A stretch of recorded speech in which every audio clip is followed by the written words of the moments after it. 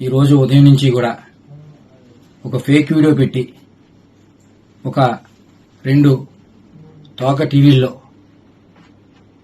రకరకాలుగా లేనిది ఉన్నట్టుగా ఏముందో ఏం లేదో తెలియని పరిస్థితిలో లేనిది ఉన్నట్టుగా చూపించి శిలలో పల్లలో అల్లి చూపిస్తున్న కొన్ని టీవీ ఛానల్ చూశాను.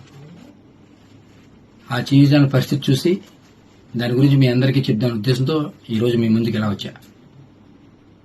గత 6 నెలలుగా నాకు కొన్ని ఫేక్ కాల్స్ వస్తూ ఉన్నాయి అన్నోన్ నెంబర్ నుంచి.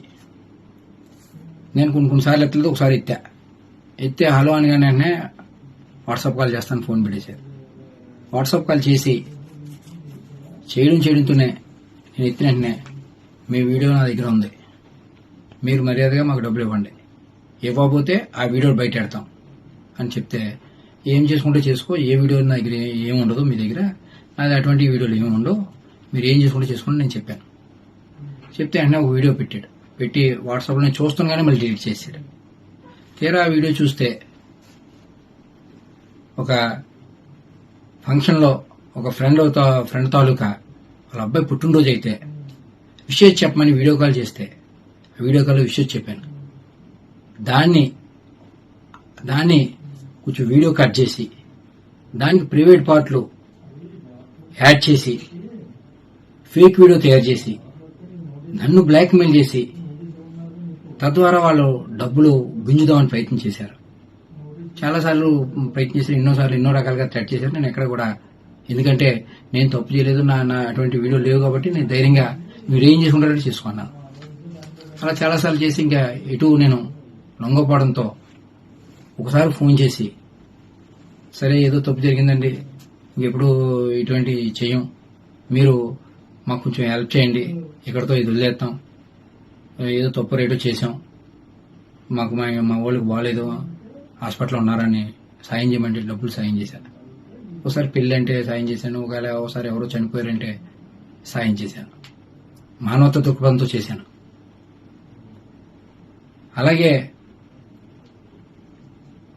అది ఆసరాగా తీసుకుని వాళ్ళు మళ్ళీ నన్ను పెద్దగా డబ్బులు అడగడం మొదలెట్టారు, మళ్ళీ బ్లాక్మెయిల్ చేయడం మొదలెట్టారు. డబ్బులు ఇస్తారా, నేను వీడియో బయటమా, లేదా మీ ప్రత్యర్థులకి ఇస్తే మాకు చాలా డబ్బులు వస్తాయి అని నన్ను బ్లాక్మెయిల్ చేయడం మొదలెట్టారు. నేను ఎటువంటి నాకు సంబంధం లేనివాడిని, మీకెందుకు డబ్బులు ఇవ్వాలి, నేను డబ్బులు ఇవ్వను, మీరు ఏం చేసుకుంటారో చేసుకోండి, అవి కూడా మానవతా దృక్పథంతో మీరు అడిగారు కాబట్టి మీకు ఇచ్చా,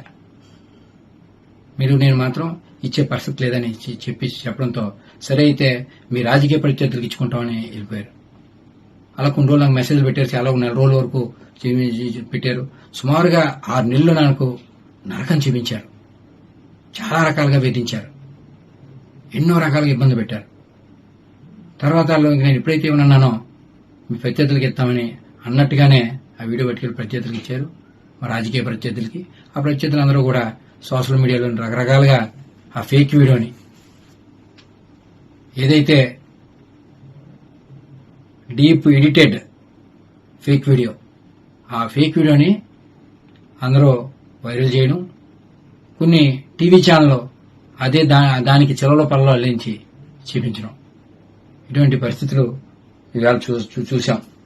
అందుకని గతంలోనే నేను జూన్ 1వ తారీఖునే ఇటువంటి నాకు థ్రెట్టింగ్ కాల్ వస్తున్నాయని అప్పటి సీఏ ఒక నెంబర్ ఇచ్చి ఆయన సీఏ గారికి కూడా చెప్పడం జరిగింది. దీని మీద వెరిఫై చేసి నాకు ఫేక్ వస్తున్నాయి, ఎవరో ఏంటని కూడా చెప్పిన వార్తలుగా కూడా చెప్పాను. అప్పుడు తర్వాత తదనంతరం ఈ మధ్యకాలంలో బాగా నన్ను వేధించడం మొదలెడితే అప్పుడు వెంటనే నేను మన ఏఎస్పీ గారికి చెప్పడం జరిగింది. రిటర్న్ గా పోలీస్ స్టేషన్లో కూడా కంప్లైంట్ ఇచ్చాను. దానికి సంబంధించిన అన్ని డాక్యుమెంట్లు ఇమ్మన్నారు. ఈ 6 నెలల్లో మాకు వాళ్ళకి జరిగిన ట్రాన్సాక్షన్ ప్రతిదీ కూడా అన్ని కూడా పోలీసు వాళ్ళకి సమర్పించాను. దాని మీద ఎంక్వైరీ చేసి తగు న్యాయం చేయమని కోరడం జరిగింది. నిజం ఇవ్వాలి కాబట్టి రేపన్నా తెలిసింది. ఖచ్చితంగా భగవంతుడే ఉన్నాడు. మీ అందరినీ కూడా మీడియా పరంగా మీ అందరినీ ఒకటే కోరుతా ఉన్నా, ఎందుకంటే ఇలాగా ఇటువంటి ఏదైతే ఈ టెక్నాలజీని వాడి చాలా మందిని ఇబ్బంది పడే పరిస్థితులు గతంలో చాలా చూసాం మనం. ఇవాళ నేను బాధితుడిని. నాలాగా ఇంకొక బాధితుడు ఎవరో కూడా బారిన పడకుండా ఒక ఫేస్ యాప్ ఒక ఇలాగ రకరకాల యాప్లతో అందరినీ వేధించున్న పరిస్థితి.